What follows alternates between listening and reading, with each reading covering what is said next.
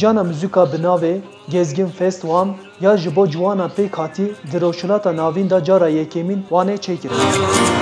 Bi dehezaran ciwan ji Îranê, Gürcistanê, Azerbaycanê û Ermenistanê tevlî mihircana müzikê bûn. Mihircan di navbera heft û nehê îlonê da pêk hat. Di sê rojên mihircana Gezgin Festê da 23 hunermend û komên müzikê derketine ser dikê. İran'dan gelen Megelek hevalên ku ji Îranê hatibûn naskir û wa guhdarê hunermendek kirin ku çûyîna Îranê bo wî qeleqe ye. Me hem coş û kêfxweşiya wan hem jî coş û kêfxweşiya Mohsen Namjo li ser dîkê dît û hestiyar kir. Bi rastî ev jî bû sedema ku konser di hewayek gelek cuda da derbas bibe. Ciwanan hem bi xweşikbûyîna xwezayê hem jî bi keyf û şahiyê tevlî mihircanê bûn. Keyfama gelek xweş e, festivalek taze wanê çêbûye, gelek xweş çêbûye.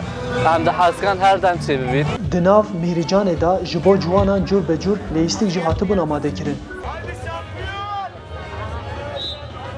Gelek xweş e, gelek eğlenceli ye.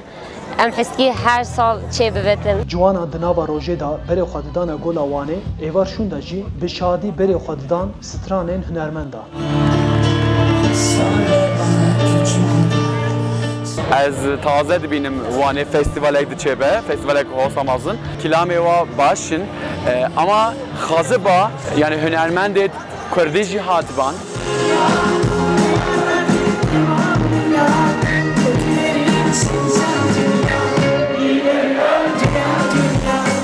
Mihircan di roja sêmîn da bi stranên Sevda Bacan û Teoman Qediya, Arif Aslan, dengê Amerîka wan.